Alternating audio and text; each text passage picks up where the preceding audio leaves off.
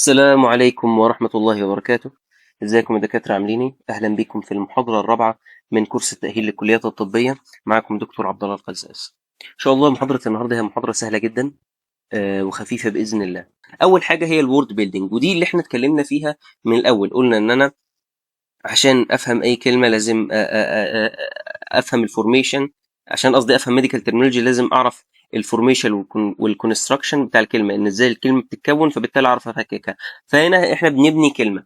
تمام. يعني ايه وورد بيلدينج؟ قال لك الوورد بيلدينج هو putting together several parts to form a variety of terms to convey the necessary information. يعني ايه؟ يعني انا بحط الكلمات مع بعض عشان اوصل المعلومه اللي انا عايزها. تمام. several يعني ايه؟ عديد. parts اجزاء. تمام. variety of يعني variety يعني متعدد. تمام. يبقى هو بيقول لك هنا ان الوورد بيلدينج دي ان انا بحط together يعني مع بعض، putting together several parts ان انا بجيب الاجزاء كده وبحطها ايه مع بعض عشان اكون تيرم، مصطلح يوصل لي المعلومه اللي انا عايز اوصلها. طيب انا عشان اعمل ده مش لازم اعرف الاجزاء دي. يعني انا عشان اكون كلمه واعمل الكلام اللي هو قاله بالتالي لازم اعرف ايه الاجزاء. تمام. عشان اعرف اكون كلمه. طيب ايه هي الاجزاء؟ ما احنا خدناهم، البريفكس والسفكس، وفاضل لنا الجدول بتاع الوورد روت هناخده المحاضره الجايه ان شاء الله. بس قلنا نفصل كده بالنص ايه، بشويه كلام خفيف عشان ما يبقاش كل الجداول كده ورا بعضها. تمام. يبقى انا عشان اعرف اكون كلمه لازم يبقى عندي حصيله لغويه من المصطلحات او من البريفكسز والسفكسز والورد روت، بحيث ان انا اعرف اجمعهم مع بعض واكون كلمه. فقال لك begins يعني بتبدا with knowing the meaning of various word parts in order to select correct ones. ان انت تعرف كلمات، يبقى عندك حصيله لغويه محترمه، فبالتالي تعرف ترتبهم صح وتكون كلمه. always remember the rules regarding the location of each word part. قال لك ان انت طبعا يعني معرفتك بالكلمات بحد ذاتها دي حاجه، وانك تعرف ترتبها دي حاجه تانية. تمام. فما تجيش مثلا تحط بريفكس في الاخر، يبقى انت كده مش فاهم. تمام. او تيجي تحط لي سافكس في الاول، يبقى احنا كده احنا بنعمل ايه؟ تمام. يبقى بنحط بريفكس في الاول، سافكس في الاخر، وورد روت في النص، ولو في كومبايننج فاول يبقى خير وبركه. تمام. فور اكزامبل هايبو. انا خدنا في جدول بريفكس هايبو. حلو. وخدنا في الادجكتيف سافكسز السافكس اك. حلو. فاضل لنا هناخد ديرم ان شاء الله في الجدول بتاع الوورد روت. تمام. ديرم يعني ايه؟ يعني سكين. الديرم هو الجلد او البشره. حتى الجلد يعني تخصص الجلديه اسمه ايه؟ ديرماتولوجي، او علم الجلديه هو ايه؟ الديرماتولوجي. تمام. فديرم معناها سكين. هايبو خدناها في جدول البريفكس وقلنا هايبو يعني حاجه واطيه. حتى كنا ساعتها قلنا الاكزامبل بتاع الهايبوتنشن. مظبوط. يبقى عندي هايبو يعني بيلو او اندر يعني حاجه واطيه. ديرمو meaning the skin البشره. واك قلنا في الادجكتيف suffixes في المحاضره اللي فاتت معناها ايه؟ pre trained to او relating to، ان هي بتتعلق بالشيء. طيب لما انا بقى انا كده معايا اجزاء. حلو. انا معايا جزء prefix ومعايا word root ومعايا suffix. انا عايز اكون كلمه، احط البريفكس في الاول، السفكس في الاخر، الورد روت في النص، هتبقى ايه؟ هايبوديرميك. طب احنا ليه ما قلناش هايبو؟ ليه يعني ليه شلنا الاو؟ لان احنا قلنا ان الاو هو عباره عن كومبايننج فاول. حلو. بيتحط عشان اسهل البرونانسيشن بتاع الكلمه، نطق الكلمه. طيب لو انا اصلا نطق الكلمه سهل من غير ما احطه يبقى شيله، ملوش لازمه. تمام. يبقى انا مش معنى ان انت تجيلك كلمه مثلا وتلاقي كده سلاش واو ان انا لازم احط الاو، او ان الاو دي جزء من الورد روت. لا، الاو دي كومبايننج فاول ملوش معنى، كل وظيفته ان هو يسهل نطق الكلمه. فهنا الكلمه اصلا نطقها سهل من غير ما احط حرف الاو، يبقى ملوش لازمه، يبقى ايه؟ ما احطوش. بل بالعكس انا لو حطيتها يبقى ايه؟ هيبقى نطقها اصعب. فيبقى ايه الكلمه لما جمعناها مع بعض؟ هايبوديرميك. هتقول لي طيب يعني ايه هايبوديرميك؟ المعنى بتاعها هنعرفه لما نفكك الكلمه. قلنا هايبو معناها بلو او اندر يعني تحت، والديرم معناها سكين، وايك هي ريليتنج تو، يبقى انا بتكلم على حاجه ليها علاقه باللي تحت الجلد، يبقى pre-training to under the skin يعني بتعلق بما هو تحت الجلد. تمام. طيب العكس بقى interpreting ميديكال تيرم، ان انا عايز افكك بقى الكلمه، او ان انا عايز افهم. هو انتربريتنج معناها ان انت تفهم او تفسر الميديكال تيرم. انا عشان افسرها هعمل ايه؟ هعمل العكس، ان انا ايه؟ هفككها. والكلام ده طبعا احنا قلناه في اول محاضره، بس قلناه كده ايه؟ شفهي، لما كنا بنتكلم حتى على مثال الاكروساينوسز. تمام. ولكن دلوقتي احنا بناخده ايه؟ بشكل مكتوب او شكل علمي. هو بيقول لك هنا عندي الكلمه اللي انا عايز اترجمها جاسترو انترولوجي. طيب انا عايز افسر او اترجم جاسترو انترولوجي، هل هاخدها واقوم رايح على جوجل ترانسليشن؟ لا، يبقى انا ما عملتش حاجه، يبقى الكورس ده كله ملوش لازمه. لا، انا عايز اترجم الكلمه دي، فهقوم مقسمها، هشوف الكلمه دي اصلا عباره عن ايه. اولا هي عباره عن كلمه جاستر، حلو، وعندي هنا كومبايننج فاول ملوش معنى، ماليش دعوه بيه. وبعد كده عندي كلمه انتر، تمام، وفي الاخر كلمه لوجي.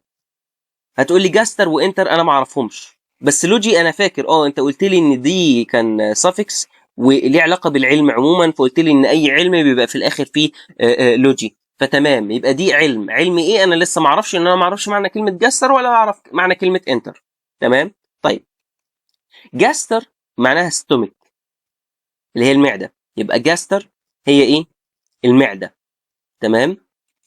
طيب او ده كومبايننج فاول، قلنا ايه؟ ملوش معنى، نو مينينج. طيب كلمه انتر معناها ايه؟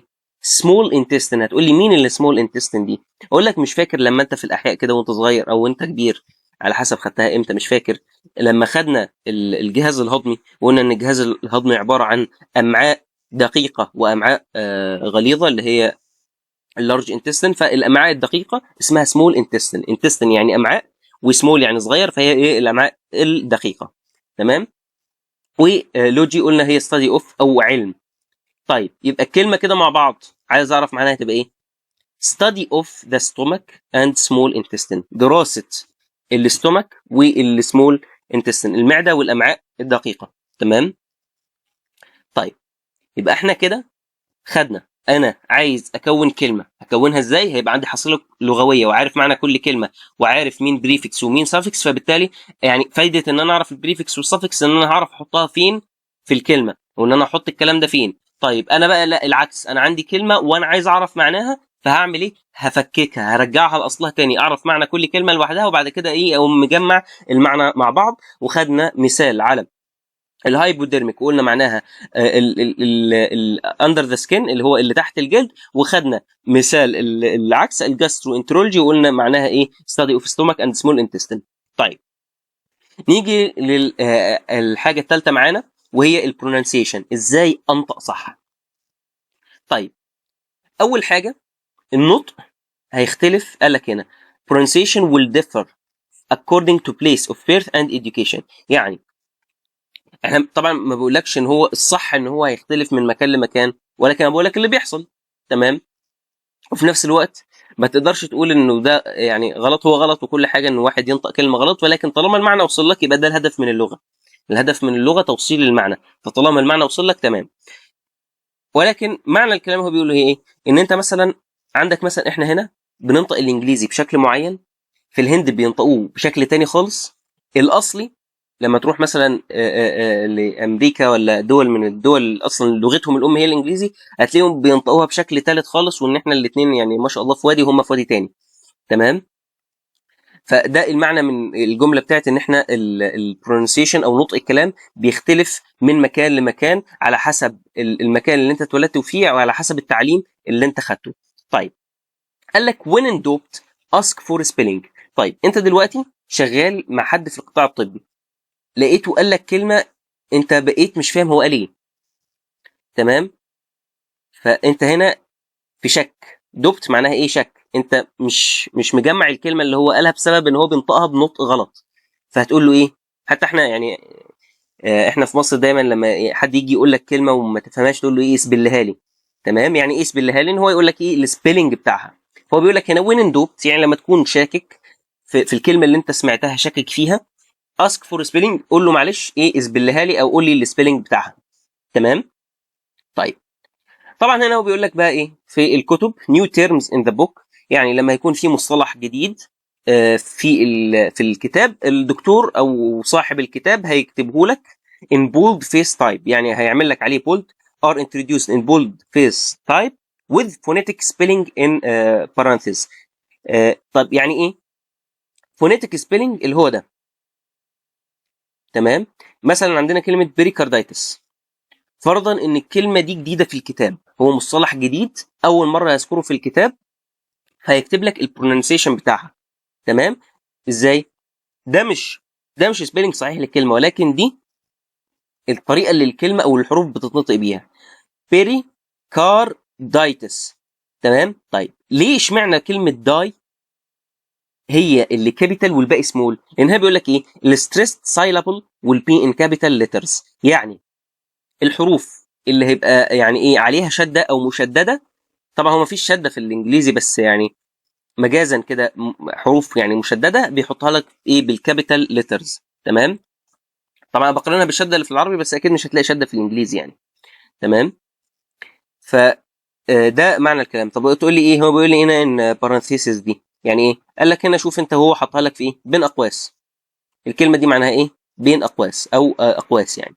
تمام. طيب مثال على او بعض الكلمات يعني حاجات تساعدك في موضوع النطق او البرونانسيشن. طبعا مش دي طبعا قواعد احنا خدناها زمان واحنا صغيرين، بس انا مش جاي اشرح القاعده، انا جاي اديك الزتونه بقى اللي هو ايه الخلاصه من الاخر. فانا مثلا لو عندي السي اتش بتتنطق ازاي؟ بتتنطق زي حرف الكي، فهقول كايم او كولي سيستكتومي او كرونيك. تمام. طيب اول حاجه، يعني ايه كولي سيستكتومي؟ كولي سيستكتومي اللي هي استئصال المراره. تمام. طيب كرونيك، كرونيك ودي كلمه مهمه انك تبقى عارفها، معناها مزمن. عارف لما يقول لك ايه كرونيك ديسيز يعني مرض مزمن، او كرونيك بين الم مزمن. طيب انا ازاي احكم على المرض او على الالم ان هو مزمن ولا مش مزمن؟ قال لك اي مرض او الم مدته تعدي الثلاث شهور، يعني يفضل معاك 3 شهور فما فوق، ده يبقى كرونيك. طيب لو اقل من 3 شهور هيبقى إيه اسمه ايه؟ هيبقى اسمه اكيوت. اكيوت معناها شيء سيفير او شيء حاد. يقول لك مثلا عنده ايه اكيوت بين، يعني عنده الم حاد. حلو. طيب طبيعي ان الالم الحاد ده ما بيفضلش معاه الم حاد طول العمر، لا هو بيبقى معاه الم حاد لاسبوع، اسبوعين، شهر بالكتير قوي. لو كمل معاه شهرين يبقى يعني كده في مشكله كبيره او هو ما عالجهاش. ولكن لو عدى ال3 شهور يبقى هو عنده كرونيك. طيب المرض الكرونيك او يعني بنفرق ازاي ما بين الكرونيك المرض المزمن والمرض اللي مش مزمن اللي هو الاكيوت ديسيز والكرونيك ديسيز؟ طبعا ديسيز يعني مرض. تمام. كلمه ديسيز معناها مرض. تمام. الكرونيك ديسيز بيبدا بالراحه، انت ما بتحسش بيه، بيبقى الم بسيط، بعد كده الالم ده بيبدا يتقل يتقل يتقل يتقل لغايه ما يبقى معاك مرض مزمن. تمام. لكن الالم الاكيوت بين او الاكيوت ديسيز هو ايه؟ زي ما بيقولوا ايه، نزله، جات لك نزله برد مثلا. البرد اللي هو بيجي لنا كلنا ده يعتبر اكيوت ديسيز، ان هو ايه نزله جالك فجاه. تمام. وبيقعد معاك اسبوع اسبوعين بالكتير قوي، وبعد كده ايه بتخف. تمام. فدي بس نقطة كده تاخد بالك منها، الفرق ما بين الأكيوت والكرونيك ديسيز. الأكيوت أقل من 3 شهور، الكرونيك أكتر من 3 شهور. تمام. طيب لو جه الاس وراها بي أو البي بعدها اس، هنا في الحالة دي البي بتبقى سايلنت. تمام. يعني إيه؟ يعني بننطقها اس على طول. زي إيه مثلا؟ سايكاتريك. سايكاتريك طبعا معناها اللي هو إيه الطب النفسي، أو سايكولوجي علم النفس، أو سورايسز. سورايسز اللي هي إيه مرض الصدفية. تمام. يبقى لو لقيت بي وبعدها اس او بي وبعدها ان، في الحاله دي البي بتبقى سايلنت. تمام. طيب ناخد الحاله اللي بعدها او النقطه اللي بعدها، بي بعدها ان. بي بعدها ان هنا هتبقى ايه؟ البي سايلنت. فهنقول ايه؟ نمونيا، نيوماتيك. طبعا نمونيا هو التهاب رئوي. تمام. بيبقى التهاب في الرئه، وبيبقى كمان معاه ايه فلويد. تمام. طيب نيوماتيك، نيوماتيك او يعني كلمه نيومو عامه لما بتيجي بيبقى حاجه ليها علاقه بالرئه. نيوماتيك معناها شيء هوائي او شيء رئوي ليه علاقه ايه بالرئه. تمام. يعني احنا طبعا قلنا كلمه اك معناها ايه؟ بري ترين تو، انه شيء بيتعلق بيه، فهو شيء هوائي بيتعلق بالهواء او بيتعلق بالرئه. تمام. هي ترجمتها الحرفيه هوائي، ولكن احنا بنستعملها كرئوي يعني. تمام. طيب النقطه الرابعه، لو السي sounds like a soft S when it comes before E I Y، يعني لو السي، لو حرف السي جه قبل حرف اي او اي او واي، السي بتتنطق سي عادي زي السوفت اس. تمام. طيب مثال عشان مش فاهم ايه سوفت اس اللي انت بتقولها لي دي، صلي على النبي. ايوه اللهم صل وسلم عليه. سايكل، ما بقولش كايكل، لا بقول ايه سايكل. تمام. ليه؟ لان جه بعد السي واي. تمام. طب لو جه بعد السي اتش لا هقولها كايم عادي. حلو. جه بعدها واي اقول ايه سايكل. هنا مثلا سايتوبلازم، ما بقولش كايتوبلازم، لا بقول سايتوبلازم. ليه؟ لان السي جه بعدها ايه واي، فبنطقها لايك سوفت اس، يعني ايه سايتو. تمام. سنترفيوج، سنترفيوج ليه نطقت السي سي؟ ليه؟ عشان جه بعدها ايه. تمام. طيب سايكل معناها دوره. سيتوبلازم احنا كلنا عارفينه، هو سيتوبلازم بالعربي هو سيتوبلازم بالانجليزي، ما فيهوش ترجمه. وسنترفيوج هو جهاز الطرد المركزي. تمام. اللي هو الجهاز ده. تمام. جهاز الطرد المركزي اللي احنا بنحط فيه العينات وعشان نفصل العينات عن بعض. ومثلا الدم، مثلا بناخد عينه الدم وبنحطها في جهاز الطرد المركزي فبيفصل لك طبقات الدم. تمام. مثلا طبقه البلازما وطبقه المش عارف ايه والكلام ده كله. تمام. طيب G sounds like J when it comes before E I Y. طيب لو حرف الجي جه قبل حرف I او حرف E او حرف Y بننطقه جي عادي جدا. تمام. اللي هو زي حرف الجي. تمام. ما بننطقوش لا بننطق جي عادي. تمام. زي كلمه ايه جاينت. جاينت معناها ايه عملاق. تمام. او كلمه جستيشن. جستيشن اللي هو الحمل. او جينيريك او جايريشن. تمام. كل الكلمات دي او الجي هنا بننطقها طبعا ايه جي عادي جدا. ليه؟ لان جي بعدها اي او جي بعدها واي. تمام. طيب اخر حاجه خالص حرف الاي sounds like I. I هنا طبعا هو يقصد بها ان هي I معناها في العموم عين. تمام. فهو بيقول لك ان انت الاي حرف الاي بتنطقه I. تمام. when added to the end of a word to form a plural. هتقول لي معلش انا مش فاهم يعني ايه. يعني لو انا حطيت حرف الاي في اخر الكلمه عشان اكون جمع فبنطقها اي عادي، مش مجمع برضو. احنا عندنا حاجه اسمها سينجولار يعني مفرد، وحاجه اسمها بلورال يعني جمع. حلو. لو انا حطيت حرف الاي في النهايه عشان اخلي الكلمه دي جمع او عشان اجمع الكلمه دي فبنطقها اي عادي. تعال ناخد مثال عشان تفهم. هنا مثلا تعالى حرف الجي ده جه بعديه اي او اي او واي، لا يبقى هننطقه ايه جوليموريولاي عادي جدا. يبقى ننطقه ايه تمام. فالكلمه دي ايه جوليموري جوليميريولاي. تمام. في الاخر قلت ايه اي فيلاي الفيولاي باسيلاي. تمام. يبقى انا لما الاي بتيجي في اخر الكلمه بنطقها اي عادي جدا. ليه؟ لان هي هنا جت بتعمل جمع. تمام.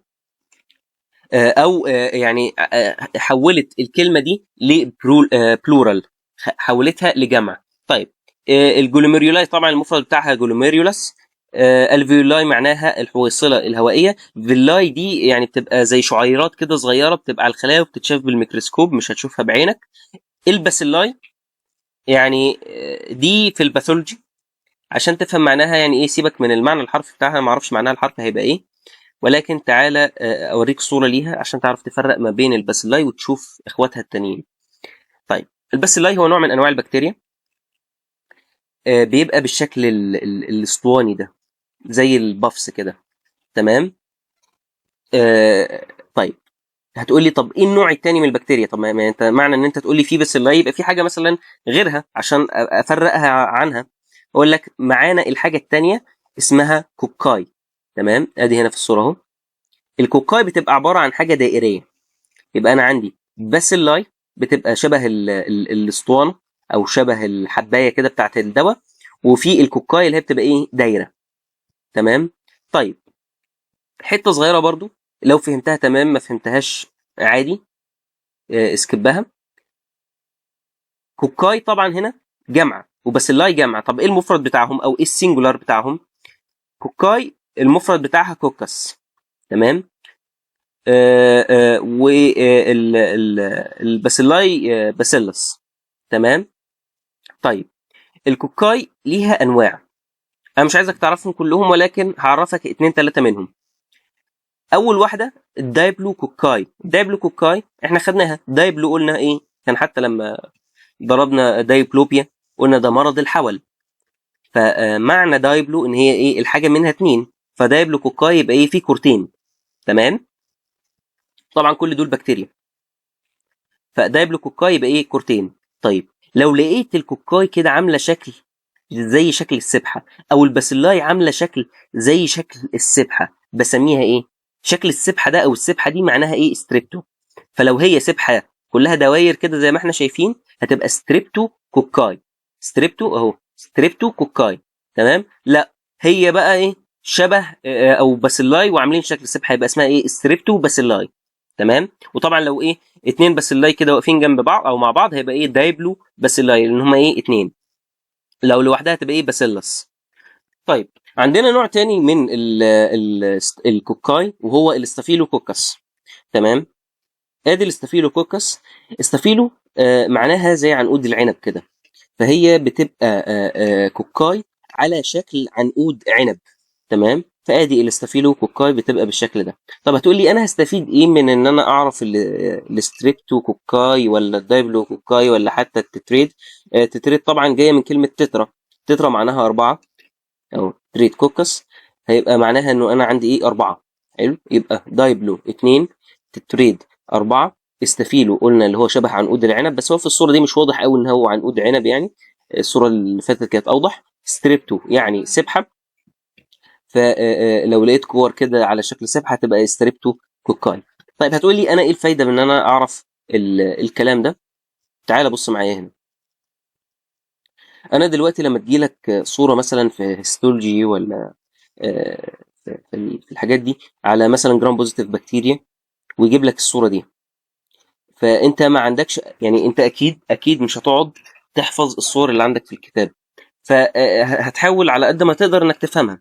حلو. وعشان ابقى صريح معاك، مش كل الصور بتتفهم، في حاجات هتحاول انك تحفظها باي شكل من الاشكال، ولكن انت قدامك اهو بكتيريا مدوره، فهتبقى ايه، كوكس. طيب انا لما هشوف كده هبص على مثلا الحته دي، بص عاملين ازاي، جايين كده ورا بعض على شكل سبحه، فهتبقى ايه، ستريبتوكوكس. حتى وهنا في العنوان بتاع الصوره بيقول لك ايه، جرام بوزيتيف كوكاي ستريبتوكوكس. تمام. كذلك الباسيلاي هنا، تعالى بص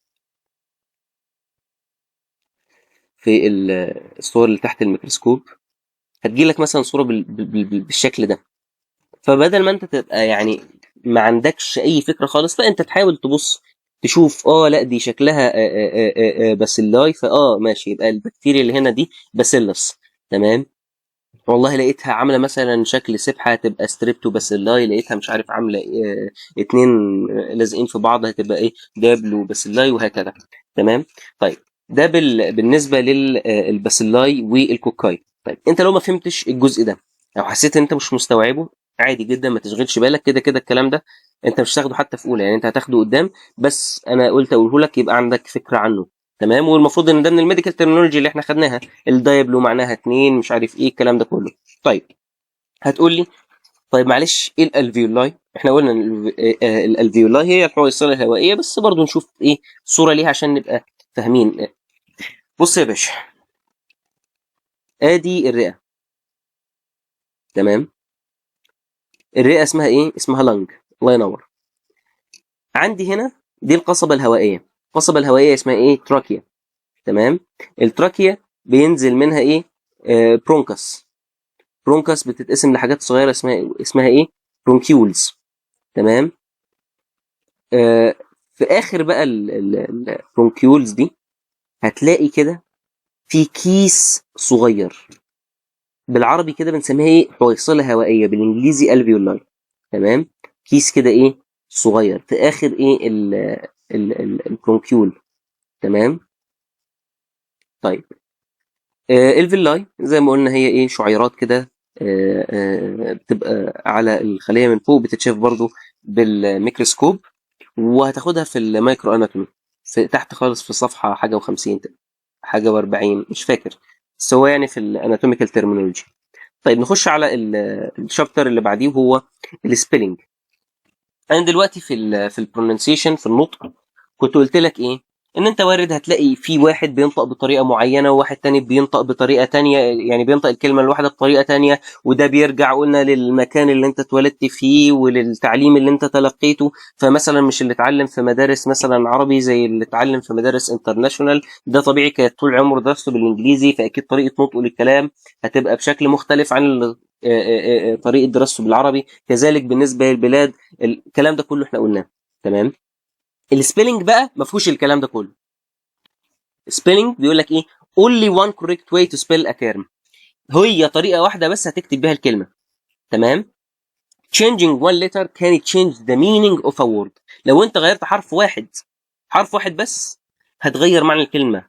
طب هتقول لي يا عم عبد الله، يعني هو مش يعني حرف واحد هيغير معنى الكلمه يعني ازاي؟ يعني برضو مش يعني خدها بالعقل، مش كده. اقول لك تعالى بص معايا على المثال ده. احنا عندنا اول حاجه بس عشان تبقى فاهم، في حاجه عندنا اسمها abduction. abduction يعني ايه؟ abduction يعني move away. مثلا هنا الشخص ده دراعه كان واقف جنبه، كان جنبه، حلو، راح هو عمل ايه؟ باعد دراعه، عمل دراعه كده ايه بزاويه 90.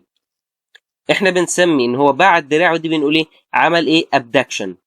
تمام. عمل ايه؟ abduction. طيب يعني هو عمل ايه؟ move his arm away. هو بعد دراعه، فهنقول ايه؟ عمل abduction.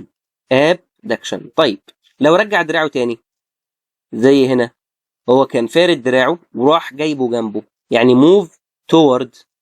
عمل ايه؟ adduction. adduction. تمام. خد بالك، لو بعد دراعه، لو فرد دراعه زي كده، هيبقى ايه؟ abduction. لا، ضم دراعه. تمام. ضم دراعه هيبقى ايه؟ adduction. تمام. لو انت هتقرب من جسمك لو انت هتبعد عن جسمك اب. جميل. طيب تعالى بقى نقرا المثال. هو بيقول لك هنا abduction means moving away versus adduction moving toward. versus يعني عكس. يعني انا هنا حرف البي ده بس لو غيرته وبدلته بحرف الدي، انا غيرت معنى ايه؟ الكلمه. تمام. بل بالعكس، ده انا عكستها اصلا. طيب كذلك هنا إيليوم versus إيليوم برضو اللي هي الهيبون. يعني هما الاثنين اصلا نطقهم شبه بعض جدا، ده اذا ما كانش هو. تمام. فبيقول لك هنا إيليوم بمعنى سمول انتستين اللي هي بالاي، حلو، وإيليوم اللي هي بالاي معناها هيبون. تمام. فالسبيلنج بالذات حاول تركز فيه، لان حرف واحد هيضيع منك الدنيا. تمام. طيب بيقول لك هنا some sounds spelled differently. يعني في بعض الكلمات بننطقها بنفس النطق، او بيطلعوا او بعض الحروف بتطلع نفس الصوت لما بنيجي ننطقها، ولكن بتكتب بشكل مختلف. طب هتقول يعني انا مش فاهم يا عم عبد الله اللي انت بتقوله ده. بالراحه، تعال ناخد مثال. هنا مثلا سايكاتري. هو انا ليه يعني ما نطقتش البي؟ تعال. هو انا مش قلت هنا لما البي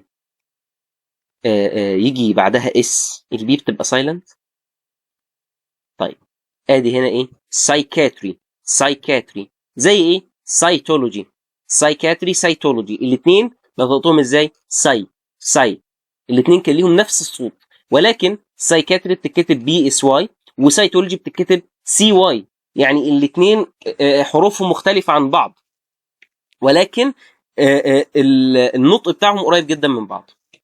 كذلك عندنا الديس. مثلا عندنا هنا ديسبيبسيا وديسلوكيشن. الاثنين بيتنطقوا قريب جدا من بعض، ديسبيبسيا وديسلوكيشن، ولكن ديسبيبسيا بتتكتب دي واي اس وديسلوكيشن بتتكتب دي اي اس. فتاخد بالك من النقطه دي، ان مش كل اللي هتسمعه هيبقى هو ده اللي هتكتبه، او مش معنى ان كلمتين ليهم نطق قريب جدا من بعض يبقى هما الاثنين حروفهم زي بعض. تمام. طيب ناخد معاني الكلمات دي. سايكاتري قلنا معناها الطب النفسي، سايتولوجي هو علم الخلايا او علم دراسه الخلايا، لان احنا قلنا سايتو معناها خليه ولوجي معناها دراسه او علم. ديسبيبسيا، ديس معناها صعوبه، بيبسيا معناها ايه؟ هتقول لي ما خدناهاش. تعالى يا باشا، هتاخد طالما ما خدناهاش هتاخدها وتطلع على مين؟ على الميديكال ديكشنري اللي انا كنت حاطط لك اللينك بتاعه في الكتاب فوق. حلو. هتروح هتلاقي كده تخش تحت خالص فين ميديكال ديكشنري. بيبسيا معناها ايه؟ دايجستشن. يعني ايه دايجستشن؟ هتاخد الكلمه دي كوبي. دايجستشن طبعا يعني هضم، بس على الفرض ان انت مش عارفها هتقوم جاي واخدها و كنترول في يقول لك الهضم. طب لو انا كتبت اصلا من الاول بيبسيا، تعال نجرب كده هيقول لي ايه. هيطلعها لك بيبسيا زي ما هي. تمام. فدي فايده الميديكال ديكشنري، ان انت دلوقتي ديسبيبسيا انت لو ترجمتها زي ما هي، او لو خدت كلمه بيبسيا زي ما هي ورحت ترجمتها يطلعها لك بيبسيا، ما فيهاش يعني ما ادكش اي معلومه. فهتضطر ان انت تروح على ميديكال ديكشنري زي ما قلنا في اول محاضره، تاخد المعنى اللي طلعه لك وتروح تترجمه لو انت ما فهمتوش. فالديسبيبسيا هي سوء هضم او صعوبه في الهضم. طيب ديسلوكيشن، ديسلوكيشن معناها خلع. يعني مثلا لما نقول ايه فلان حصل له هيب ديسلوكيشن، يعني ايه؟ يعني حصل له خلع في مفصل الحوض. تمام. طيب بكده نكون خلصنا الوورد بيلدينج والانتربريتنج ميديكال تيرمز، البرونسيشن والسبيلنج. ندخل على اخر حاجه معانا في المحاضره وهو السنجولار والبلورال اندنجز، الجمع والمفرد. سنجولار يعني مفرد وبلورال يعني جمع. بيقول لك هنا many medical terms come from Greek or Latin words.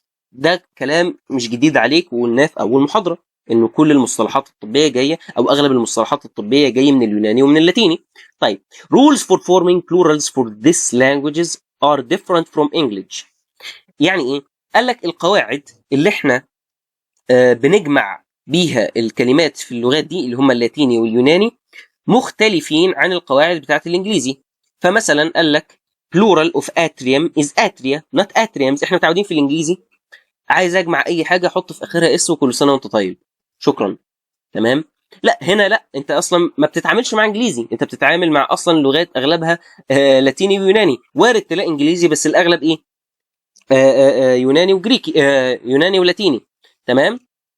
فهو انك هنا plural of atria يعني جمع كلمه atrium is atria وليس atriums.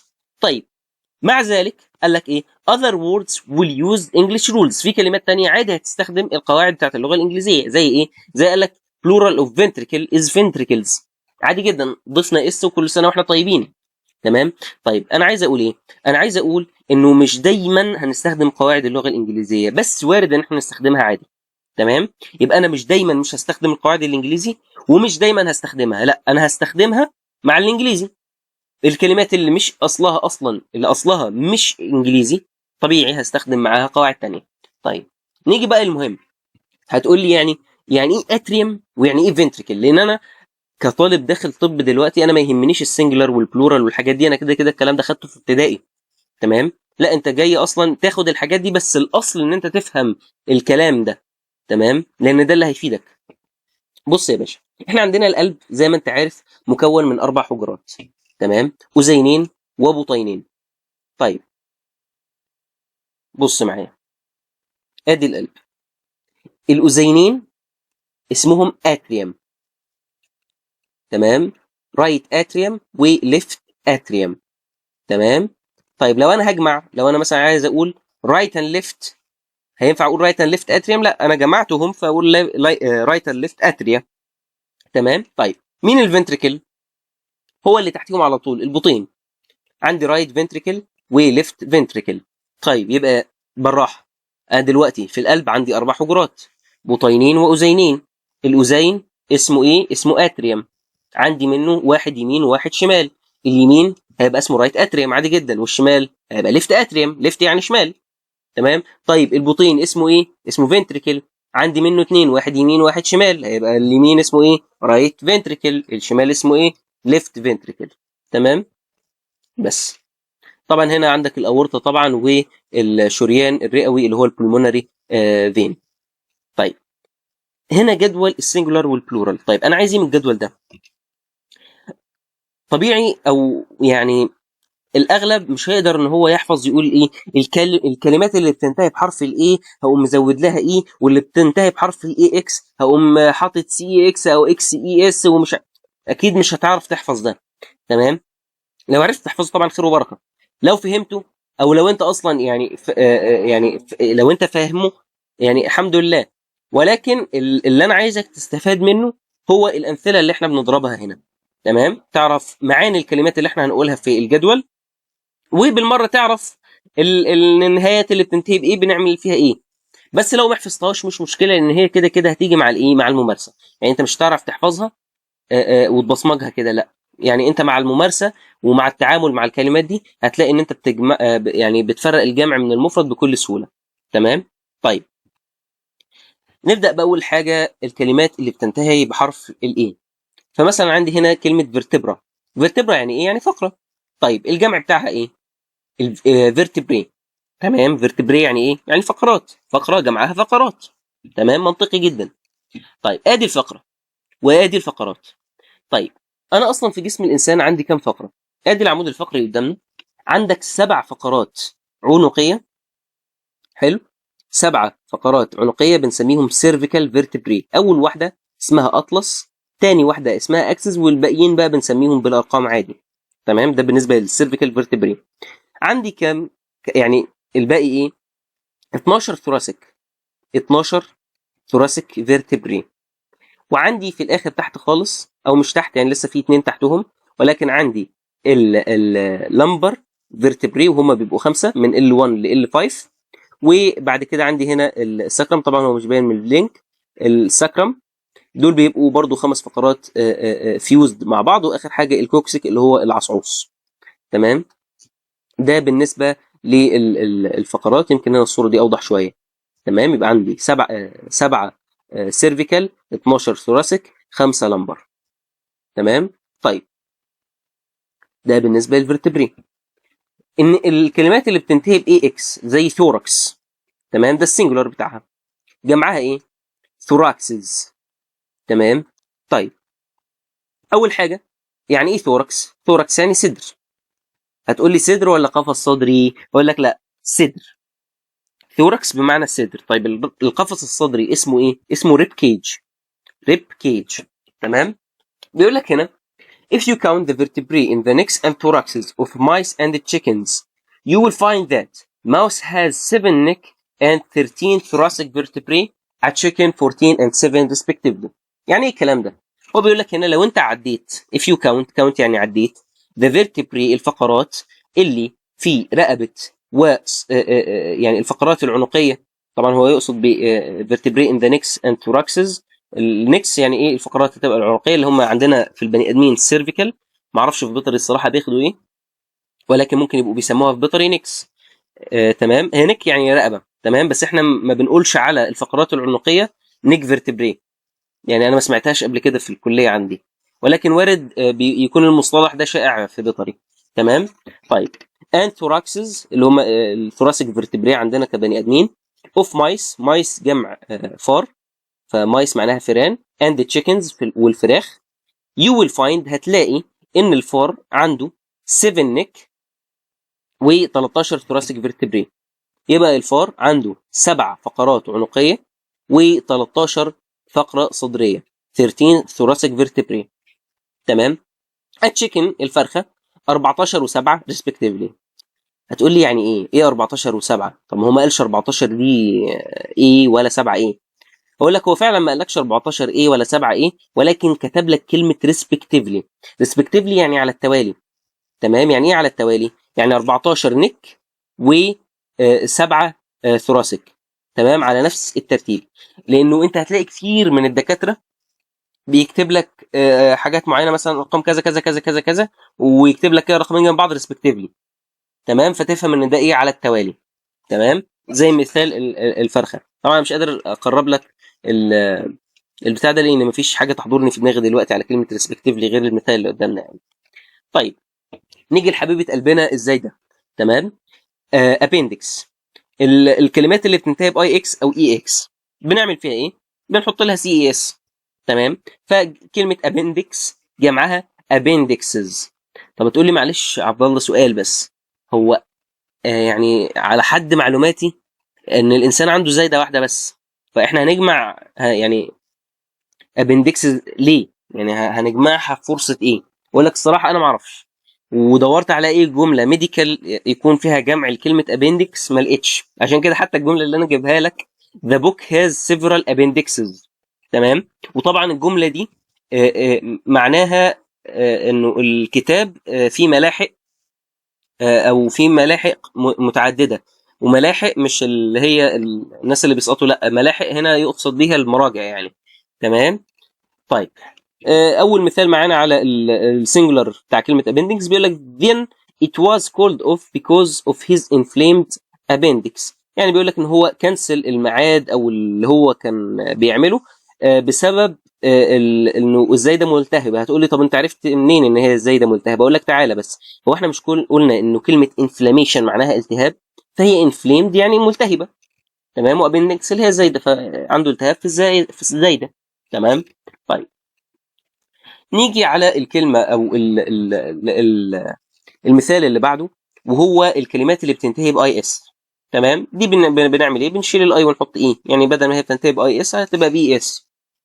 فعندنا كلمة ميتاستاسيس. يعني ايه ميتاستاسيس؟ يعني انتشار. اي انتشار وخلاص؟ لا، انتشار الورم السرطاني الخبيث. تمام. طب هتقولي ما ينفعش يبقى انتشار الورم السرطاني الحميد. هقول لك يا حبيبي، ما هو لو حميد مش هينتشر.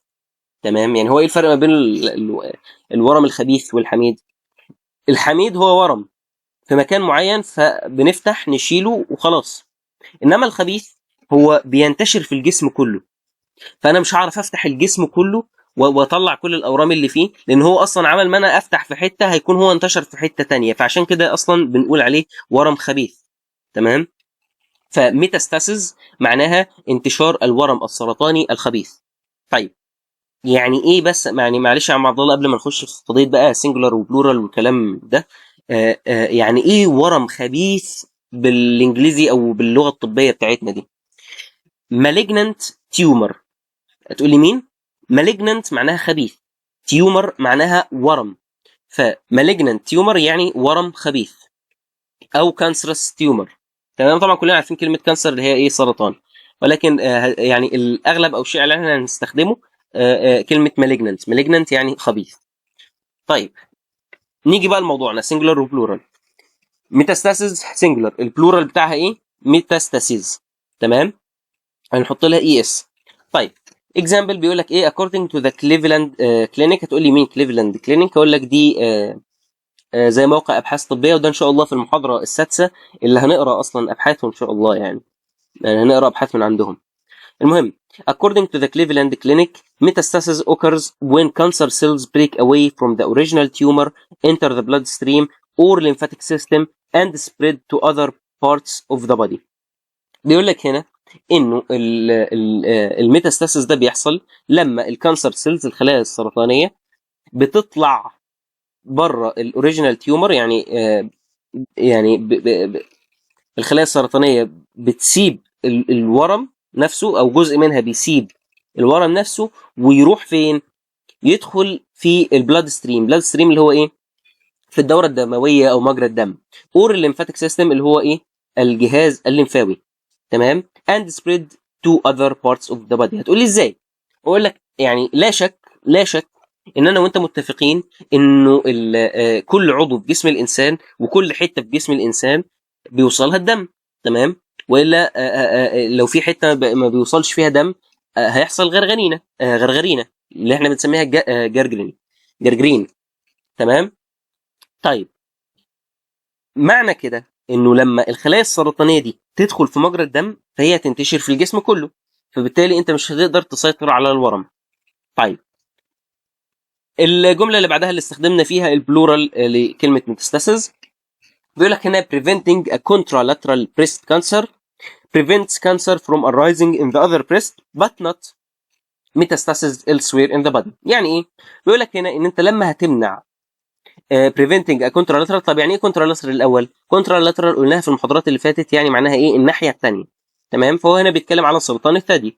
فهو بيقول لك ان انت لما تعمل وقايه او انك تحاول تجنب انه سرطان الثدي ينتقل للثدي الاخر. يعني مثلا حد اتصاب مثلا في الثدي اليمين، فبنحاول ان احنا نعمل وقايه بحيث انه السرطان ما ينتقلش مثلا للثدي الاخر او للثدي الشمالي يعني في المثال بتاعنا.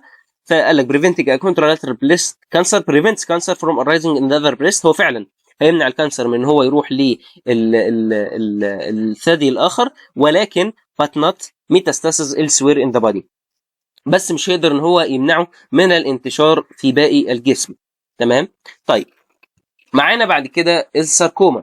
هتقول لي يعني ايه ساركوما؟ اقول لك احنا لسه في خانه السرطان، ربنا ينجينا كلنا منه ويعافينا اجمعين ويشفي اللي مريض بيه يا رب.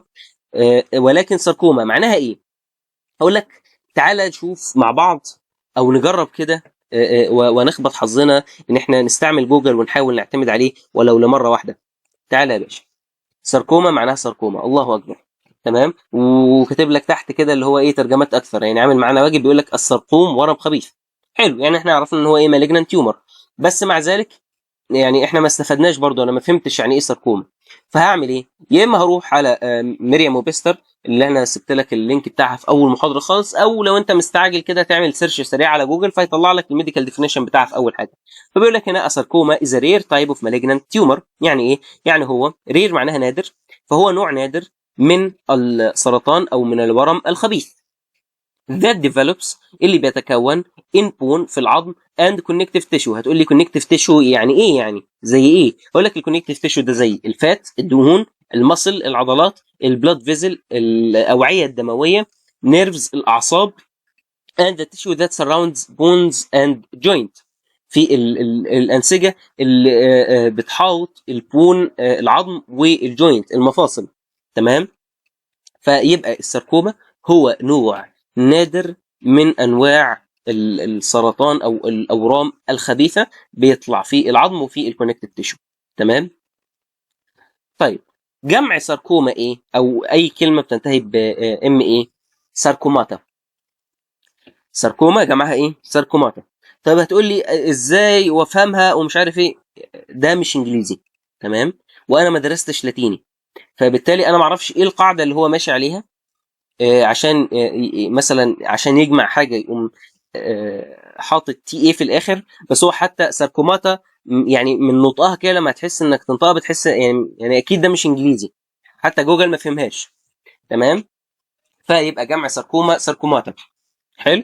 طيب بيقول لك هنا في الامثله في الاكزامبل the pain was so severe. احنا قلنا سيفير يعني ايه؟ سيفير قلنا يعني شديد. طيب معلش نطلع بره اللي احنا بنتكلم فيه ده شويه وتقول لي هو البين درجاته ايه؟ هقول لك البين يا اما هيبقى مايلد، يا اما هيبقى مودريت، يا اما هيبقى سيفير. حلو. مايلد MILD يعني خفيف. مايلد معناها ايه؟ خفيف. مودريت متوسط. سيفير يعني شديد. تمام.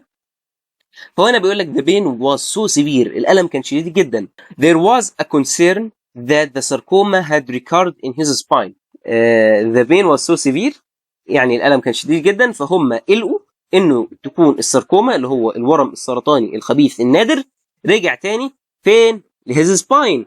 اللي احنا قلنا ايه اصلا ان هو الساركوما بتيجي فين؟ في العظم.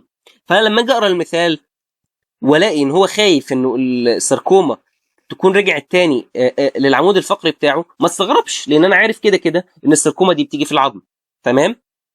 طيب هو يعني طبعا معنى الكلام هنا ان هو كان قبل كده مثلا عنده سرطان في عظمه او في السباين بتاعه واتعافى منه، وبعدين لما لقى الم شديد جدا فيه قلق او شك انه يكون السرطان رجع تاني. تمام. طيب اكزامبل على الجمع بتاعها بيقول لك ovarian sarcomata are usually of medium size. يعني بيقول لك ovarian طبعا معناها مبيض، فبيقول لك هنا سرطان المبيض are usually of medium size يعني بيبقى حجمه متوسط او متوسط، او الورم يعني ده بيبقى حجمه متوسط. though they may attain numerous proportions and fill the abdominal cavity. numerous طبعا معناها كبير، وهنا يقصد انه الورم يعني ممكن يكبر وكمان يملى الابدومينال كافيتي، ان هو يضغط كمان على الابدومين. تمام. طيب هتقول لي تمام، يعني بس في سؤال كده محيرني. انت قلت لي ان الساركوما دي بتيجي في العظم وفي المصل ومش عارف ايه والكلام ده، وحاطط لي صوره راجل هنا، يعني ربنا يعافينا يا رب، بس جسمه متبهدل يعني، وانا شايف ان البهدله دي على السكن. فيعني ازاي ساركوما وعلى السكن؟ انت ما قلتليش في التعريف بتاع الساركوما ان هي بتيجي في السكن. اقول لك هتلاقيني كده كاتب لك ان ده نوع من انواع الساركوما اسمه كابوسي ساركوما. تمام. هتقول لي يعني ايه كابوسي ساركوما؟ اقول لك تعالى نشوفها سوا معناها ايه. طبعا الكابوسي ساركوما دي هو النوع من انواع الساركوما. بيطلع فين؟ بيطلع في السكن والميوكس ممبرين ذات لاين الجي اي تي. الجي اي تي اللي هو الجهاز الهضمي او الجاسترو انتستاشيال تراكت. تمام. طيب يعني ايه؟ يعني هو برضو نوع من انواع السرطان. كانسر سيلز ار فاوند ان، بتلاقيها على السكن البشره او في الممبرين يعني الاغشيه اللي محوطه او مبطنه الجهاز الهضمي. طيب from the mouth to the anus يعني من اول بقك لغايه فتحه الشرج including الاستومك والانتستين. يعني هو بص مغطي الجهاز، يعني ربنا عافينا يا رب، مغطي الجهاز الهضمي كله من اول بقك لغايه فتحه الشرج. فتحه الشرج معناها انس. تمام. including الاستومك اللي هي المعده والانتستين الامعاء، يعني شامل كل حاجه في الجهاز الهضمي. تمام. ده بالنسبه للكابوسي ساركوما. طيب معانا ان اكس. لما كلمه تنتهي بان اكس يبقى ده معناها ايه؟ او هنجمعها ازاي؟ ان اكس جمعها ايه؟ مثال قصدي على ان اكس كلمه فالانكس، والجمع بتاعها يبقى فالنجيز. تقول لي بس انا ملاحظ حاجه، انت في كلمه فالانكس حاطط هنا صوره رجل وفالنجيز صوره ايد. هل فالانكس معناها رجل وفالنجيز معناها ايد؟ اقول لك لا، اصلي على النبي. احنا عشان ما تنساش بس اللي احنا بنتكلم فيه، اصلا احنا بنتكلم في السنجولار والبلورال، يعني كلمه وجمعها. فاكيد الكلمه لما هجمعها مش هتديني معنى تاني، لا هي هتديني نفس المعنى بس جمع. تمام. ففالانكس معناها صوابع او العظم بتاع الصوابع يعني. تمام. بس هنا لما نيجي مثلا نتكلم على عظمه واحده من عظم الصوابع هنقول عليها فالانكس. لما هنتكلم عن مثلا الصباع كله او العظم اللي في الصباع كله هنقول عليه ايه؟ فالنجيز. تمام. يبقى فالانكس مفرد، فالنجيز جمع. تمام. طيب حته اناتومي قبل ما نخش على الاكزامبل هنا، عشان تفهم الجوينت بيتسمى ازاي وما نبقاش بنحفظ وخلاص. تمام. انت عندك هنا دي الايد. حلو. الايد العظم قدامك مكون من ايه؟ هتلاقي كده فيه شويه عظم تحت، بتاع كام 5 عظمات كده ولا 7 عظمات، قصدي 7 عظمات كده مع بعض. دول بنسميهم الكاربال بونز. هتقول لي ايه ده كل دول باسم واحد؟ لا، كل واحده من الكاربال بونز دي ليها اسم وهتاخده، بس احنا بنتكلم عليهم اجمالا كده هيبقى اسمهم ايه؟ كاربال بونز. تمام. طيب السطر اللي بعديه ده اسمهم ايه؟ الميتا كاربال بونز. تمام. طيب السطر اللي بعديهم اللي هم بقى دول الصوابع اسمهم ايه؟ الفالنجيز.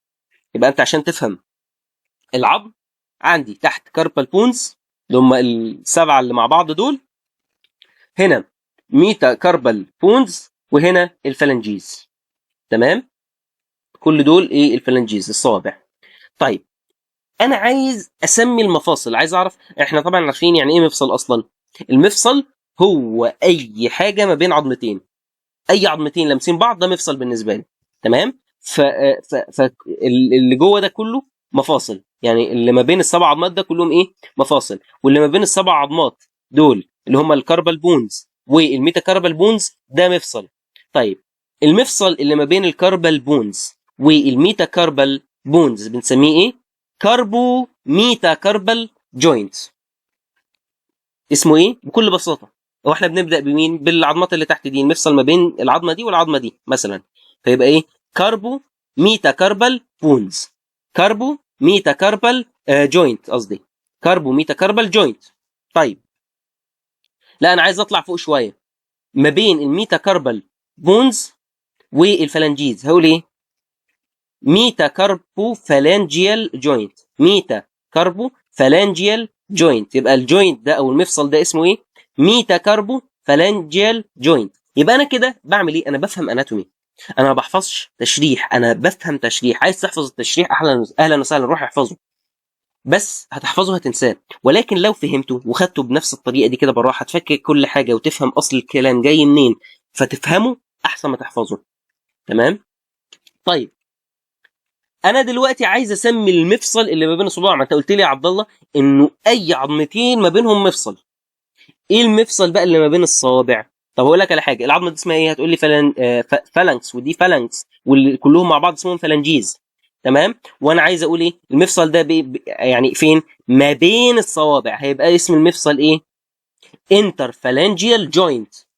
انترفالانجيال جوينت. انتر يعني ايه؟ داخل او بين. تمام. انتر بالاي طبعا، اي ان تي اي ار، انتر. تمام. انترفالانجيال جوينت. تمام. ونفس الكلام هنا في الرجل. عندك هنا بس طبعا في الرجل مش كربل، هتبقى التارسل بون والميتاتارسل بون، وهنا الفلانجيز. تمام. العظم اللي هو تحت في الرجل ده بنسميه التارسل بون. كان دايما دكتور سامح غازي يعني معلمهم كده بكوبليه معين. طبعا هو الكوبليه ده مش ما تاخدوش بشكل علمي، ولكن انت عشان تعرف تحفظ. تمام. التارسل بونز اللي موجوده عندي في الرجل هي ايه؟ اول حاجه عندي عظمه اسمها التيلس، وبعدين عندي عظمه الكعب اسمها الكالكينيوس. عظمه الكعب اسمها ايه؟ الكالكينيوس. تمام. بعد كده عندي عظمه هنا مربعه اسمها كيوبويد، عشان هي شكلها مربع فبنقول عليها ايه؟ كيوبويد. تمام. جاي كده من كلمه كيوب. بعد كده عندي هنا عظمه اسمها نافيكولار، وعندي 3 عظمات هنا اسمهم الكيونيفورمز. البعيده اسمها لاترال كيونيفورم، اللي في النص اسمها ايه؟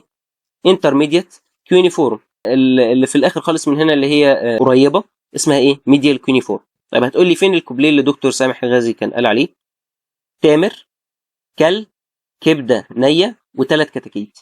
تامر تيلس، كل كالكينيس، كبده اللي هي الكيوبويد، ونيه هي النافيكولار، والثلاث كتاكيت هم الثلاثه كيونيفورم، اللاترال والانترميديت والميديال كيونيفورم. طبعا زي ما قلت لك الموضوع ده مش علمي، ولكن هو عشان تعرف تحفظهم، وانا ما عرفتش احفظهم الا بالكوبليه ده الصراحه، فان شاء الله يفيدك. طب هتقول لي هل في كوبليه للكاربال بونز؟ فيه، بس انا ما اعرفوش يعني محدش قاله لي، فانت بقى دور عليه. طيب انا فصلتكم، انا اسف، بس نرجع تاني. السنجولار والبلورال، الجمع والمفرد. فالانكس هي المفرد، فالانجيز هي الجمع. بيقول لك هنا a distal phalanx is one of the tubular long bones found in each of the fingers. يبقى هو هنا بيقول لك انه الفالانكس او الصباع ده هو واحد من اللونج بونز. طبعا يعني ايه لونج بونز؟ البونز عندنا انواع، او العظم عندنا انواع. في لونج بون وشورت بون وفلات. في فلات بون زي مثلا عظمه الاسترنم، فلات بون. حلو. او مثلا العظمه دي كده اللي اسمها ده اسمه ستيرنم، هتلاقي ايه؟ العظمه دي فلات، فلات بون. يعني في سيسيمويد، في انواع كتيره من العظم ان شاء الله تبقوا تاخدوها في الاناتومي يعني ما تستعجلوش.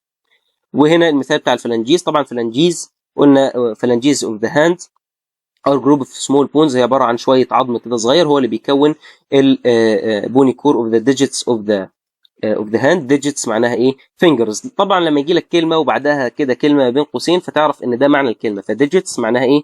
فينجرز اوف ذا هاند. اخر حاجه دي ان شاء الله، اخر حاجه، اخر صفحه معانا ان شاء الله ونبقى خلصنا المحاضره دي. الكلمات اللي بتنتهي ب ان زي كلمه جانجليون. جانجليون ده هو السنجولار، البلورال بتاعها جانجليا. جانجليون طبعا كلمه معناها كتله، عقده. هتلاقيها دايما في الاعصاب. تمام. بالذات لو بالبلورال بتاعها جانجليا. تلاقي مثلا عندك في المخ تلاقي في حاجه اسمها البيزال جانجليا. تمام. او في الاعصاب هتلاقي في مثلا حاجه اسمها مش عارف ايه جانجليون كده، فهتلاقيها دايما لما تيجي تاخد نيورو هتلاقي الكلمه دي بتتكرر معاك كتير. تمام. ولكن هنا بيقول لك جانجليون سيست ار لامبس. لامب يعني ايه؟ تعالى ادي الجانجليون سيست. بص هي بتبقى سيست يعني ايه، زي كيس كده او حاجه بتبقى هنا فتعمل المنظر ده، فدي عقده فسميناها جنجليون، وعامله كيس فبقت جنجليون سيست. ار لامبس، لامبس زي كده اللي هي ايه، ورم او كتله او حاجه زي كده لما بنقول على حاجه لامب. قلنا ganglion cysts are lumps that most often appear along tendon or joint of wrist or hands زي ما في الصورة هنا. وعندك قال لك الجنجليا هي جروب اوف نيرفز اور برين سيلز. قلنا ان هي بتبقى الجنجليا دي بالاخص بتيجي في النيورو، سواء في البرين او في النيرفز. هنا البيزل جانجليا اللي كنت بقول لك ايه عليها. ما تركزش طبعا فيها، مش هتفهم دلوقتي حاجه، لانه اصلا النيورو دي يعني من اصعب الحاجات اللي بتبقى في الطب، فيعني اكيد مش هضرب لك بيها امثله ولا هجيبها لك ولا هجيب لك ليها صور حتى دلوقتي خالص. يعني الكلمات اللي بتخلص بيو ام زي اوفم، اوفم معناها ايه؟ بويضه، اوفا بويضات. فهنا بيقول لك هنا المنسترال سايكل اللي هي الدوره الشهريه is usually 28 يوم، بتبقى حوالي 28 يوم and is divided in half by ovulation، وبتتقسم في النص بالتبويض. ovulation يعني تبويض. on day 14 في اليوم ال 14 as the ovum is released from the ovary، انه الاوفم البويضه released يعني طلعت من الاوفري المبيض. مثال على البلورال بتاعها in woman في الستات eggs sometimes called ova البويضات are made in the ovaries، ان البويضات بتتعمل في المبيض. منطقي جدا. الكلمات اللي بتخلص بيو اس نيوكليوس، البلورال بتاعها او الجمع بتاعها نيوكلياي، نيوكليوس الجمع بتاعها نيوكلياي. قال لك نيوكليوس هو السنجولار فورم refers to the central part of طبعا نيوكليوس يعني نواه بالمناسبه، والنيوكلاي جمع نواه بقى بالعربي، شوف انويه بقى ولا نواه ولا ايه الله اعلم. نيوكليوس قلنا هي السنجولار فورم المفرد refers to the central part of an atom اللي هي النواه. وهنا بيقول لك نيوكلياي معناها ان انا عندي اكتر من نواه، multiple centers يعني ايه، اكتر من مركز او اكتر من نواه. اخر كلمه معانا خالص وهو الكلمات اللي بتنتهي بحرف الواي. بايوبسي جمعها هيبقى بايوبسز، اي اي اس. طيب يعني ايه بايوبسي؟ بص، البايوبسي هي ان انا باخد عينه. طيب في حاجه اسمها اكزيشنال بايوبسي.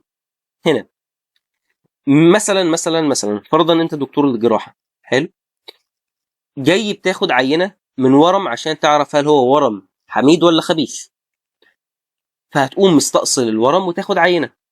فيبقى انت خدت عينه واستأصلت الورم، تمام؟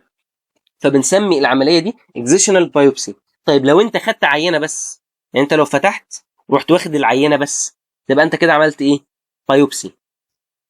تمام؟ يبقى انا لو فتحت خدت العينه بس يبقى انا عملت بايوبسي. لا، انا خدت العينه واستأصلت بقى الورم كله، اشوفه بقى حميد ولا خبيث بقى ونشوف الدنيا، يبقى انا عملت حاجتين، يبقى دي اسمها اكزيشنال بايوبسي. فبيقول لك هنا in some cases في بعض الحالات، cases معناها حاله، a biopsy العينه او الحاجه اللي بناخدها can be used to both diagnose and remove an entry lesion or tumor.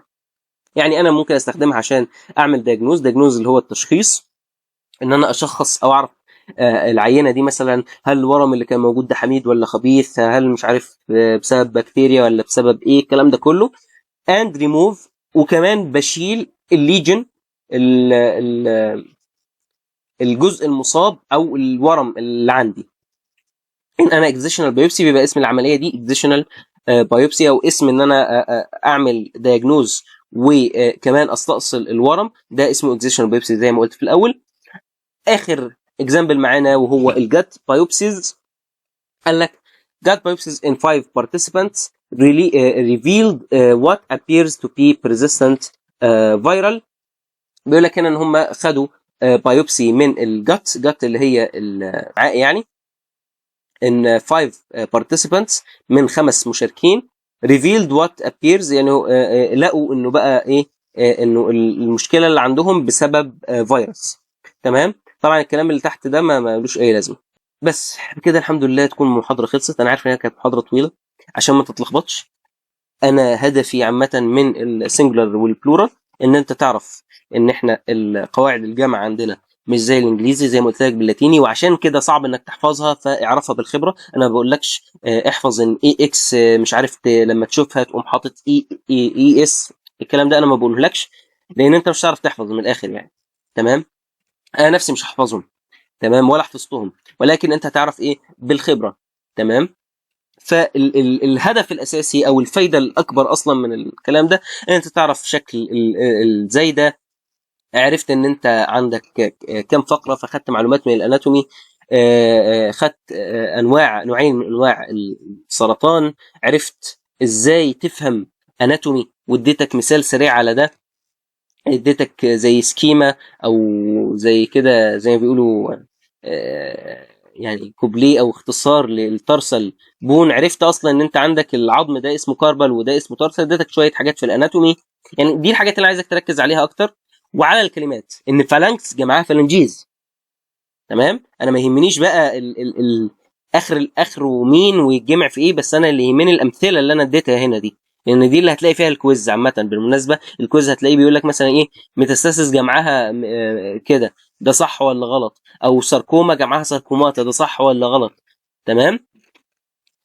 آه بس ان شاء الله تكون نهايه محاضرتنا. في حاجه في الكويز طبعا، يعني انتوا عارفين انه بعد كل محاضره بيكون في كويز. ده الكويز الثالث ملناش دعوه بيه، خش على الكويز الرابع. بالنسبه للكويز الرابع عايز انبه فيه لنوع من انواع الاسئله. طبعا مالكوش دعوه بالاجابات، ولكن انا هتكلم هنا على الاسئله. نوع جديد من انواع الاسئله هتلاقي بعض الدكاتره بيحبوه عاملينه، وهو الدبل ترو اند فولس. هتقول لي يعني ايه دبل ترو اند فولس؟ يعني انا هجيب لك جملتين في السؤال، وهقول لك قول لي هل الجمله الاولى بس هي اللي صح، ولا الجمله الثانيه بس هي اللي صح، ولا الجملتين صح، ولا الجملتين غلط. فمثلا هنا بيقول لك plural of atrium is atriums، ده صح ولا غلط؟ بعدين plural of ventricle is ventricles، ده صح ولا غلط؟ ففرضا طبعا هو الجمله الاولى دي هو الاجابه واضحه، الجمله الاولى دي غلط. تمام. والجمله الثانيه بس هي اللي صح، فهتختار الاجابه ايه؟ second statement only is true. تمام، او only true. دي اسئله الدبل ترو اند فولس. طبعا هي من الاسئله الرخمه، وهي رخمه لاكتر من سبب. لو جات لك في الفاينل، الفاينل اغلبه بيبقى عندنا يعني في علاج طبيعي، بيبقى بتاع 96 سؤال. هو بيبقى بابل شيت ف 96 سؤال. لو الدكتور جاب لك الاسئله يعني ايه ام سي كيو ترو فولس وكده. فمشكله الدبل ترو اند فولس ان انت بتبقى كانك بتحل سؤالين في السؤال الواحد، فبيبقى ضغط عليك وبتزهق بدري من الامتحان. تمام. وانت هتزهق فعلا، انه 96 ده يعني رقم كبير. طيب مشكلته الثانيه في ايه؟ ان الدكاتره بتعمل حركه مش فاهم هم يعني بيذلونا بيها ولا ايه، الله اعلم. ولكن بيديك الجمله الاولى سهله جدا، سهله جدا، حلو، فتعرف حلها. الجمله الثانيه صعبه جدا ما تعرفش تحلها. فانت لو جاوبت على الجمله الاولى صح والجمله الثانيه غلط، السؤال كله هيتحسب لك غلط، لان زي ما انت شايف بيبقى ام سي كيو. هسيب لكم لينك الكويز ده في الديسكريبشن بتاع الفيديو، تحلوه ان شاء الله. ما تنساش ما تنساش ما تنساش تعمل تحل الكويز، تعمل لايك وسبسكرايب للقناه، لانه اغلب الناس اللي بتتفرج على الفيديو مش مشتركين، واغلب الناس اللي بتتفرج على الفيديو بتحل الكويز ما بيعملوش لايك. تمام. فبعد اذنكم اعملوا لايك سبسكرايب للقناه. ونختم بسؤال، هو ليه في ناس بتسقط؟ هتقول لي عشان ما بيذاكروش. اقول لك يعني ده سبب منطقي، لا انا بتكلم بجد. هو ليه عندنا في كليات الطب بتشوف ناس بتسقط، او ايه الاسباب اللي ممكن تخليك لا قدر الله تشيل ماده عشان تتجنبها؟ انت هتلاحظ من اول ما تدخل الكليه ان انت عندك تقريبا كل اسبوعين هيبقى فيه كويز. طيب ليه الدكاتره بتعمل كل اسبوعين كويز؟ عشان يجبرك انك تذاكر. ازاي؟ ان انت مثلا دلوقتي خدت اول محاضرتين في الاناتومي، فهتلاقي الدكتور في اخر المحاضره الثانيه بيقول لك انت عندك الاسبوع الجاي في كويز على اول محاضرتين. حلو. فانت هتضطر تذاكر اول محاضرتين، فبالتالي مش هيتراكم عليك حاجه. فهتخش على الميد ترم، اولا انت عندك فكره عن انواع الاسئله والاسئله بتيجي ازاي، وفي نفس الوقت انت مش مراكم، لان انت اوريدي لسه ممتحن في مثلا الترم بيخش فيه بتاع 6 محاضرات او 5 محاضرات، انت بتبقى ممتحن على 4 منهم، ففي محاضره واحده بس اللي انت ما امتحنتش عليها. فبالتالي بتدخل من الترم مرتاح، مش متراكم عليك حاجه. هتقولي طيب اللي بيسقط ده بيسقط ازاي؟ هل بيجيب درجه وحشه في الكويز؟ هقول لك لا، بالعكس. اللي بيسقط بيسيب الكويز ده خالص، بيغشه، ما بيذاكرلوش، وبيفضل قاعد مريح طول السنه، ياخد لك معلومه من هنا على معلومه من هنا، يحضر محاضره و10 لا. والكويزات هو كده كده بيغشها، فما بيذاكرش. فبيجي المترم يلاقي ان هو عليه مثلا 5 محاضرات اناتومي المفروض يلمهم ليله الامتحان، فما يعرفش يلمهم ويقعد يصيح على جروب الدفعه، محدش يرد عليه طبعا لان محدش فاضيله، فبالتالي بيجيب درجه وحشه في المترم. طيب هل بيتعظ؟ لا. بيبقى بعد المترم باسبوعين في كويز حلو. هل بيحل الكويز ده او بيذاكر الكويز؟ لا طبعا، بيروح يغش الكويز حلو. فبالتالي بيجي بقى على امتحانات الشفوي والعملي يتزنق فيها برضه فيجيب فيها درجه وحشه، يجي على الفاينل يبقى مزنوق فيه فيجيب درجه وحشه، فبالتالي بيشيل الماده. طيب اللي انا عايز اقوله ايه؟ ما تغشش. الكويز مبدئيا انت عندك بيبقى حوالي 4 أو 5 كويزات في السنه للماده الواحده، وعلى حسب الدكتور. في دكاتره ما بيعملوش الطريقه دي حلو، في دكاتره تانية بتعملها، بس الاغلب هتلاقيه بيديك كويزات كتير. فانت لو حتى جبت في كويز واحد درجه قليله، ده مش مهم، يعني بجد والله مش مهم. انت عندك مثلا الاناتومي بتبقى من 200 درجه حلو، الكويز 10 درجات بس. انت كل الاربع كويزات اللي انت هتمتحنهم في السنه هيتجمعوا في الاخر ويتقسموا على 10، يعني الكويز الواحد واقف عليك بدرجتين ونص. فانت حتى لو جبت صفر، يعني اقول لك على حاجه، انت مش جبت درجه في كويز، درجه وحشه في كويز، انت جبت صفر يا باشا، هتجيب في الاخر كام؟ هيبقى 7.5. تمام. ولكن هتبقى اولا غلطت فعرفت غلطتك فين وتعلمت من غلطك، ثانيا هتبقى ذاكرت. تمام. هو طبعا ما حدش بيجيب صفر يعني، بس على فرض انا بديك اسوأ الفروض حلو. انما مشكله انك تغش ان انت هتتراكم عليك محاضرات ومش هتذاكر، زائد ان انت بتعرض نفسك للحرام، لان طبعا الغش حرام، ده ما فيهوش كلام يعني. ما اظنش ان انت محتاج ان انا اقول لك المعلومه دي، وكلنا عارفين حديث النبي عليه الصلاه والسلام، صلوا عليه، من غشنا فليس منا. تمام. فاكيد انا مش محتاج اقول لك معلومه زي دي. فنوع تاني برضو بمناسبة ان احنا فتحنا موضوع الغش ده، يقول لك لا والله انا الحمد لله مذاكر وكل حاجة، ولكن بتأكد من اجاباتي. معلش تعالى على نفسك وما تتأكدش، يعني هو مش اي ذنوب وخلاص. يعني انا اسف، الدرجتين ونص دول مش هيعملوا معاك حاجة. انت عندك من الترم من 20، اورال وبراكتيكال من 60، فاينل من 100 حلو، وبقيه الدرجات هتبقى اعمال سنه وابحاث ومشاريع ومش عارف ايه وكلام من ده. فالكويز ده اتفه حاجه، او يعني مش لو انت جبت في الاربع كويزات صفر حلو، انت فاشل برخصه. تمام. هيبقى وقفلت الباقي هتكون جايب 190 من 200، يعني ايه بلس، يعني انت امتياز من 85. تمام. فما تغشوش الله يكرمكم، واعرف ان اللي مكتوب لك والدرجه اللي مكتوبه لك انت كده كده هتاخدها. الدرجه اللي هتنقصها في الكويز بالحلال احسن ما تروح تنقصها ما تغشها بالحرام، وفي الاخر هتروح تنقصها في الفاينل ولا في الميد، اصل انت كده كده هتنقصها. لان اللي بيغش ما بيعرفش يحل لوحده، هتلاقيه جه بقى في الامتحان الفاينل قاعد مهموم بقى ومكروب، وقاعد في اللجنه اخر واحد، وحالته تصعب على الكافر، اللي هو يعني بالنسبه له نظام الامتحانات ده اول مره بقى يبدا يحل امتحان لوحده، انه مش عارف يغش. طبعا الفاينل مش عارف تغش، والكويزات سهله بالذات لو زي جامعتنا بتعمل اغلب الكويزات اونلاين، فيعني كله بيغش اساسا، فاهم؟ فانصحكم بلاش تغشوا، ابعدوا عن الغش، اتقوا الله. ربنا بيقول: بسم الله الرحمن الرحيم: ولو أن أهل القرى آمنوا واتقوا لفتحنا عليهم بركات من السماء والأرض